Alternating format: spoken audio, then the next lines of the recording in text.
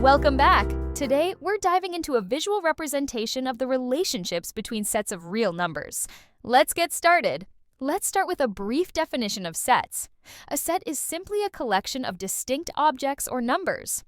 A subset is a set where every element in the subset is also an element of a larger set.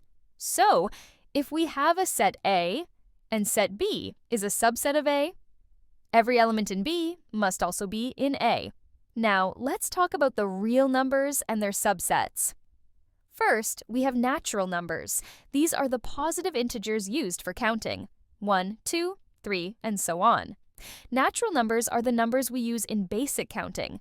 Next are whole numbers, which include all natural numbers plus 0. 0, 1, 2, 3. Whole numbers are simply natural numbers along with 0. Then we have integers, which encompass all whole numbers and their negatives. -3, -2, -1, 0, 1, 2, 3. Integers include all whole numbers and their negative counterparts. Next, we have rational numbers, which include all integers as well as any fraction where both the numerator and denominator are integers, with the denominator not being 0. Examples of rational numbers are 1/2, -3/4, and 1 24/100. In general, rational numbers are any numbers that can be expressed as fractions.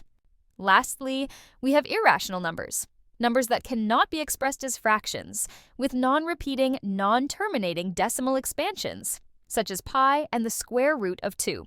Irrational numbers can't be written as simple fractions and have infinite, non-repeating decimals. Real numbers consist of all rational numbers and include irrational numbers, filling every point on the number line.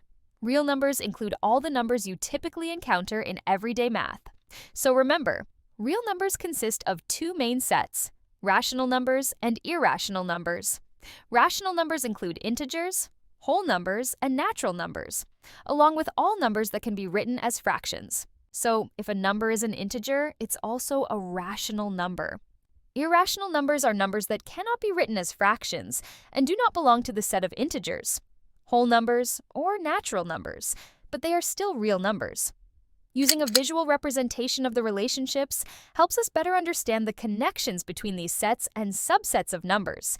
We can see that natural numbers are a subset of whole numbers, which are a subset of integers, and integers are a subset of rational numbers.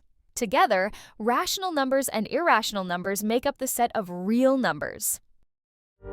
Thanks for watching, and as always, stay curious and stay fresh.